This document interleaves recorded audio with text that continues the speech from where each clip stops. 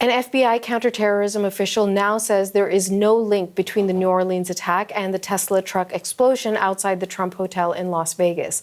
The U.S. Army says the man who died in the explosion yesterday was an active-duty soldier. Video from investigators shows fuel tanks and fireworks inside the truck bed. Police say the 7 people hurt by the blast are listed in stable condition in hospital. Let's turn now to journalist Steve Futterman, who's tracking the story for us. So, Steve, the FBI had been investigating any possibility of a link between the New Orleans incident and that in Las Vegas, and they say they haven't found one at this point. What more can you tell us?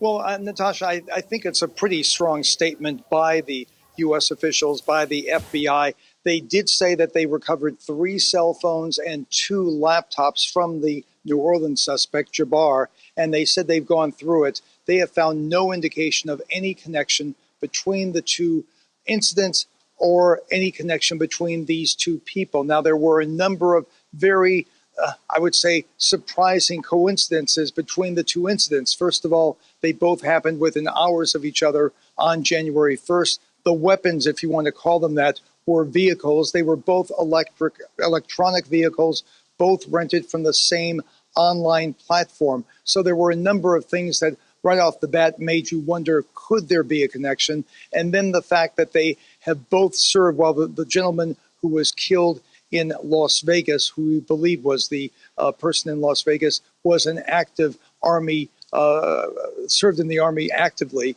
The suspect in New Orleans was a former Army serviceman, and they both served in Afghanistan. But now we are being told from sources that although they were both serving in Afghanistan, they never apparently were necessarily on the same base, or their time didn't overlap. Now, these were reports that were coming from a number of media organizations before, and I think we talked an hour ago about how these were things that had not been confirmed by law enforcement, and now it sounds like there is no connection, but certainly a number of remarkable coincidences that made people suspicious about could there be a connection.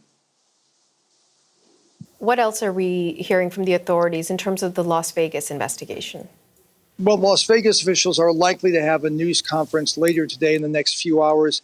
They will give us more details. Now, they did say yesterday they were wondering, and this is still something, what's the motive in the Las Vegas attack? We may have some idea about the motive in New Orleans. What's the motive in the Las Vegas attack? We've not really gotten any indication of that. Yesterday, they were asked about, could there be an ISIS connection because of the ISIS connection in New Orleans? This is what Las Vegas officials said yesterday. So the question is there any links to ISIS? And I will tell you that we don't have any indication of that here in Las Vegas. No overt ISIS flag as was seen in New Orleans. But again, we are investigating every aspect of this.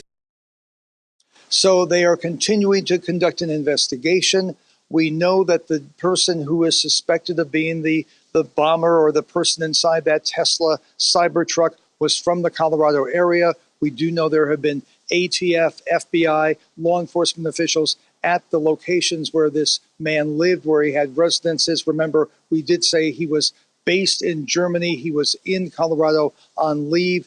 He has not been heard from, reportedly, by his wife in the last several days. So again, still no motive for this situation. Obviously, one situation that they'll want to at least rule out or to try to determine if it had a connection was the fact that this took place in front of the Trump International Hotel. Was there something, a message this person wanted to send? Was there some anger aimed towards Donald Trump? But again, very early on in this investigation as well, we'll have to wait and see what officials say when they brief us. We expect later today. Journalist Steve Futterman in Los Angeles. Thank you, Steve. Thanks, Natasha.